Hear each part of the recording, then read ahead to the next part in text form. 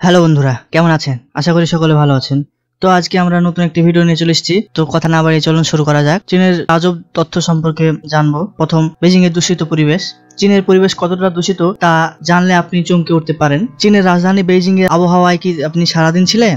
তাহলে জেনে নিন, আপনি সারাদিন 21টি সিগারেট যে পরিমাণ বায়ু দূষণ করে, ঠিক সেই পরিমাণ দূষিত বায়ুতে আপনি ডুবেছিলেন। গ্রেট চায়নার তথ্য থেকে জানা যায়, চীনের দূষণ মহাকাশ থেকেও দেখা যায়। জানেন কি, চীনের 90% পানি বিষাক্ত। টিভি বা ছবিতে লক্ষ্য করলে দেখা যায় চীনের অধিবাসীরা অনেকে মুখে মাস্ক পরেছেন। এর কারণ হচ্ছে ওই স্থানে আবহাওয়া দূষণ মাত্রা অত্যাধিক। 2. প্রস্রাবের মধ্যে সিদ্ধ করা ডিম খাওয়া। চীন সম্পর্কে একটি কথা প্রচলিত আছে, তা হচ্ছে চীনারা টেবিল চেয়ার ছেড়ে 4 পদের খাবার খায়। অবিশ্বাস্য হলেও সত্যি যে চীনের অধিবাসীরা অবিবাহিত ছেলেদের প্রস্রাবে সিদ্ধ করা ডিম খায়। এই প্রথা হাজার বছর ধরে প্রচলিত আছে। স্থানীয় স্কুল থেকে তারা প্রস্রাব সংগ্রহ করে। বিশ্বাস করা হয় এই ডিম খেলে কোমর, পা এবং জয়েন্ট বা অস্থির সন্ধি ব্যথা সেরে যায়। সেই সাথে শরীরের পুরো দিন শক্তি সঞ্চারিত থাকে। এছাড়াও এই জন্য তারা তেলাপোকা, ইঁদুর, কুকুর, কুমিরও খেয়ে থাকে। 3. মৃত্যুদণ্ড দেওয়ার পূর্বে ভ্রাম্যমাণ গাড়ির ব্যবহার। চীনের জেলখানায় এমন একটি আশ্চর্যজনক নিয়ম চালু আছে, যেখানে মৃত্যুদণ্ডপ্রাপ্ত আসামিকে ভ্রাম্যমাণ গাড়িতে করে প্রদর্শন করা হয়। বলা হয় এতে কতজন আসামির মৃত্যুদণ্ড কার্যকর হলো তা জনগণ জানতে পারবে। তবে অনেকের ধারণা, সাজাপ্রাপ্ত আসামিদের সঠিক সংখ্যা জানানোর জন্য এটি একটি আইওয়াস মাত্র, কারণ তারা যতজন আসামিকে মৃত্যুদণ্ড প্রদান করে তার থেকে কম সংখ্যক প্রদর্শন করে।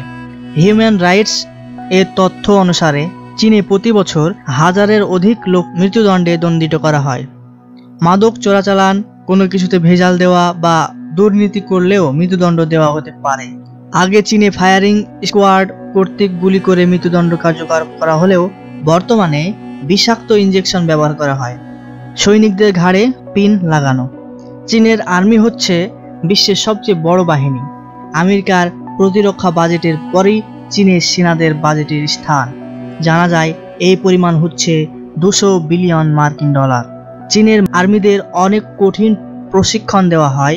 প্রশিক্ষণের সময় নতুন সৈনিকদের কলারে পিন লাগিয়ে দেওয়া হয়, এতে তাদের ঘাড় বাঁকা করার সুযোগ থাকে না। কুকুর ছাড়াও চীনা আর্মিরা বানর, হাঁস এবং কবুতরকেও প্রশিক্ষণ করে তোলে।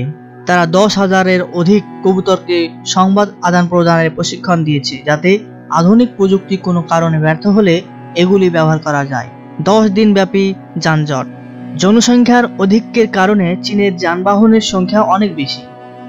2010 সালে আগস্ট মাসে বেইজিং তিব্বত হাইওয়ে সবচেয়ে লম্বা যানজট সৃষ্টি হয়।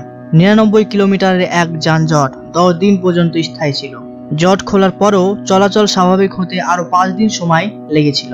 চীন বর্তমানে স্মার্টফোন ব্যবহারকারীদের জন্য আলাদা রাস্তা তৈরি করেছে, যাতে পায়ে চলার পথে ফোন ব্যবহার করার সময় দুর্ঘটনার কবলে না পড়ে।